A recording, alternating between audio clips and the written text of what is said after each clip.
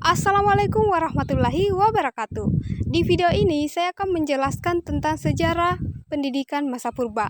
Untuk itu, yuk simak video ini baik-baik. Pendidikan sejarah dan sejarah pendidikan tidak bisa dipisahkan satu sama lain karena keduanya mempunyai nilai guna intrinsik yang sama. Jadi, pendidikan sejarah berguna bagi manusia agar mampu belajar dari pengalaman dari masa lalu di mana kebijakan dan kearifan masa kini terbentuk. Sedangkan dari sejarah pendidikan, manusia memperoleh guna manfaat, belajar tentang bagaimana memaknai pendidikan di masa kini sebagai proses akumulasi pendidikan di masa lalu, dan kebijakan dalam upaya menentukan pendidikan di masa kini yang lebih baik dan bagi kebaikan masa depan.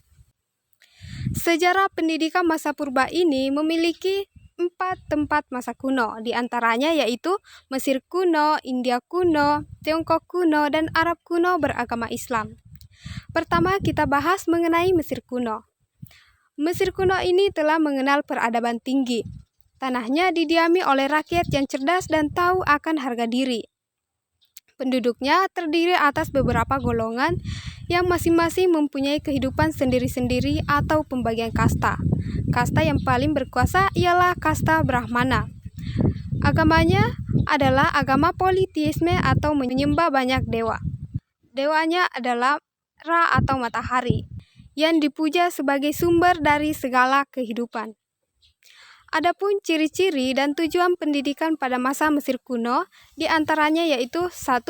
Sumber pengetahuannya ialah dari kumpulan-kumpulan nyanyian-nyanyian pujaan dewa-dewa. Yang kedua, yang menyelenggarakan pendidikan adalah kaum pendeta. Jadi, hanya para pendeta dan prajurit yang bisa menikmati pendidikan. Ketiga, tujuan pendidikan itu bersifat susila keagamaan. Jadi, semua keaktifan manusia bermaksud berbakti pada dewa-dewa. Pelajaran yang diutamakan pada masa Mesir kuno ialah membaca, menulis, berhitung, bahasa, ilmu ukur tanah, ilmu alam, ilmu bintang, dan musik. Buku yang digunakan adalah buku Hermatis, yaitu buku suci yang jumlahnya 42 buah yang berasal dari Dewa Thoth. Selanjutnya, sistem pendidikan. Nah, Mesir kuno ini mempunyai pusat-pusat pendidikan yang mendidik calon-calon pendeta dengan organisasi yang sangat baik. Sebagai contoh, Thebes, Heliopolis, dan Members. Pusat-pusat pendidikan ini dinamakan kuil sekolah, atau merupakan pusat kuliah yang teratur. Kemudian pendidikan pada masa kuno ini terdapat pendidikan sains, astronomi, matematika, hukum, dan kedokteran atau medis. Selanjutnya, di sini saya akan membahas mengenai India kuno.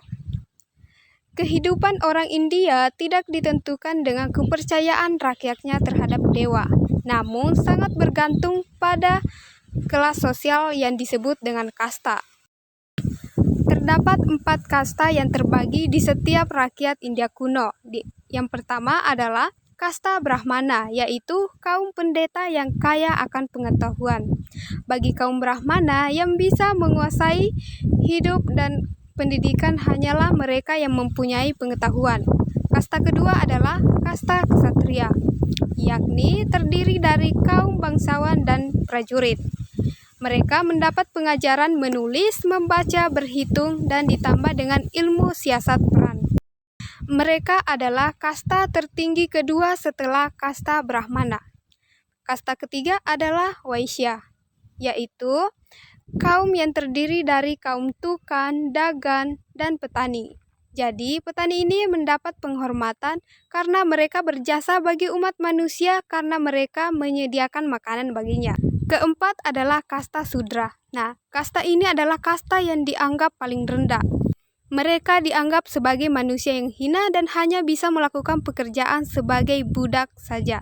Dan mereka juga tidak pernah mendapatkan pengajaran. Sistem pendidikan yang dipakai pada masa India kuno adalah Gurukula, di mana murid datang ke gurunya bersama-sama dengan murid lain untuk belajar. Adapun ciri-ciri dan tujuan pendidikan India kuno. Yang pertama adalah pendidikan agama diutamakan. Jadi, dasar pendidikannya adalah kitab Veda atau kitab suci orang India. Yang kedua, Kasta Brahmana menjadi penyelenggara dari pendidikan. Jadi mereka menguasai hidup dan hanya kasta ini yang mempunyai pengetahuan. Ketiga adalah tujuan pendidikan adalah untuk mencapai kebahagiaan dan kesempurnaan mistik dengan ilmu sebagai alatnya. Keempat, pendidikan bagi kaum perempuan tidak diperhatikan kecuali untuk calon-calon penari kuil. Selanjutnya kita akan membahas mengenai Tiongkok kuno. Dinasti Han pada tahun 206 sebelum Masehi sampai 220 Masehi merupakan dinasti terbesar pada perjalanan sejarah Kekaisaran Cina.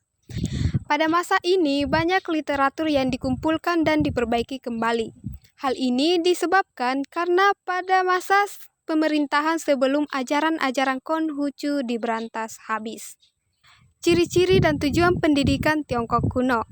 Pertama adalah pendidikan tidak dihubungkan dengan agama, tetapi dengan tradisi dan kehidupan praktis. Jadi, mereka tidak menghormati pendeta tetapi dengan leluhurnya. Kedua, penyelenggara pendidikan ialah negara dan keluarga. Tiga, tujuan pendidikan adalah mendidik kepala-kepala keluarga yang baik, pegawai yang rajin, anak-anak yang patuh, serta tentara yang gagah dan berani. Sistem pendidikan pada masa Tiongkok kuno. Pada masa Tiongkok kuno, pendidikan dibagi menjadi 3 tingkatan. Yang pertama adalah infant school. Pendidikan ini diperuntukkan bagi mereka yang berusia di bawah 7 tahun atau masih merupakan keluarga bangsawan. Kedua yaitu lower school. Nah, peserta didik pada tingkatan ini merupakan anak laki-laki yang berusia 8 sampai 15 tahun. Ketiga yaitu higher school. Nah, peserta didik pada tingkatan ini adalah mereka yang sudah berusia 15 sampai 24 tahun. Peserta didik pada tingkatan ini dibagi lagi menjadi 2, yaitu anak-anak yang berasal dari kerajaan-kerajaan dan anak-anak bangsawan yang berasal dari penguasa-penguasa daerah. Terakhir, kita bahas mengenai Arab kuno beragama Islam. Nah, seperti halnya dengan agama-agama lain, maka pendidikan Islam ini pun juga mempunyai suatu sistem ilmu mendidik. Di samping perbedaan itu, terdapat suatu perbedaan pokok. Jadi, pendidikan Islam ini tidak hanya memperhatikan keakhiratan saja, akan tetapi dengan kehidupan dunia juga. Pendidikan di negeri Arab kuno beragama Islam mempunyai sumber pengetahuan yaitu Al-Quran. Jadi, dengan membaca isi Al-Quran akan berkembang pengetahuan tentang agama, pengetahuan hukum Islam, dan sebagainya. Pendidikan Islam mula-mula diberikan di masjid-masjid. Kemudian, pada abad Islam keempat, pendidikan Islam ini berkembang di masyarakat dengan bantuan raja-raja dan penduduk. Kemudian terbentuklah suatu madrasah dan jenis-jenis lembaga pendidikan lainnya. Sekian penjelasan dari saya mengenai pendidikan sejarah masa purba. Wassalamualaikum warahmatullahi wabarakatuh.